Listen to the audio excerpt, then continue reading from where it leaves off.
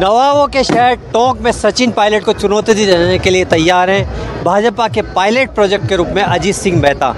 किस तरह की जो है संभावना है और किस तरह का जोश है कार्यकर्ताओं में? मैं नहीं, टोंक जीतेगा। पार्टी ने मुझे प्रत्याशी जरूर बनाया है, लेकिन टोंक की जनता, जिसका बेटा और जिसका लाल है, जिसका भाई है, वो संकल्पबद्ध है कि इस बार 3 तारीख का जो परिणाम आएगा उस दिन टोंक विधानसभा में कमल खिलेगा। स्थायी बनाम बाहरी और 5 साल के जो वनवास है उसको जनता हटाकर राम राज्य की स्थापना टोंक विधानसभा में करने जा रही है। आपको भाजपा ने तीसरी बार टिकट दिया है और अब दूसरा चुनाव लड़ने जा रहे हैं। किस तरह की रणनीति जो है रहने वाली है, क्योंकि सामने जो चेहरा है वो सचिन पायलट है।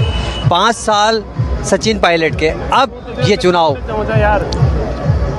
हमारे मुद्दे, हमारे टोंक के अपने लोग, हमारे परिवार के लोग, इनकी समस्याओं का समाधान करना 13 से 18 तक जैसे जनता के बीच में उनका बेटा और भाई बनकर उनकी सेवा करने का काम करा था।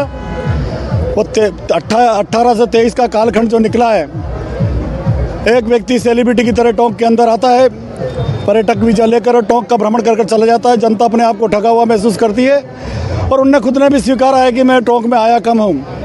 तो दादा, अब टोंक की जनता भोली भाली है, ये सज्जन शक्ति है, लेकिन सज्जन शक्ति जब खड़ी हो जाती है तो परिवर्तन करना जानती है। टोंक ने तय करा कि परिवर्तन है, ये जीत मेरी नहीं होगी, ये टोंक की अपनी जीत होगी, टोंक विधानसभा की जीत होगी। टोंक की जनता ने तय कर रखा है कि जो जातिवाद के आधार के आप प्रत्याशी बन के आए हो, टोंक की 36 कंपनी इस बार निर्णय करा। पहली बार मुझे लग रहा है कि टोंक में परिवर्तन तय है, टोंक विधानसभा जीतेगी, बाहरी हारेगा।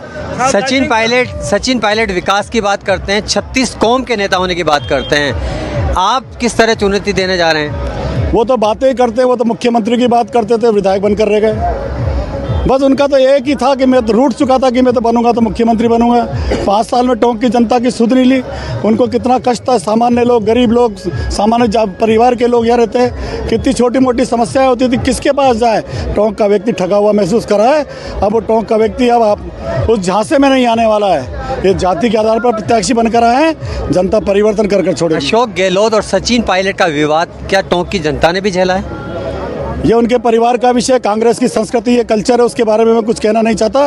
लेकिन टोंक की जनता को कह सकता हूँ, मेरा विश्वास है, मेरा भरोसा है, मैं इनका बेटा हूँ, इनका भाई हूँ, संकल्पबद्ध है, इसलिए मैं कहना चाहता हूँ। नामांकन भरने के बाद जो है, नामांकन भरने के बाद आने वाले दिनों में जो चुनाव प्रचार किस तरह आगे बढ़ेगा और क्या प्रमुख मुद्दे होंगे चुनाव के अंदर अजीत सिंह मेहता के और भाजपा के? सबसे बड़ा मुद्दा तो हमारा 3 तारीख का जो परिणाम आएगा, 25 तारीख का जो मतदान है, वो स्थानीय वर्सेस बाहरी के बीच में रहने वाला सबसे बड़ा मुद्दा तो वो है।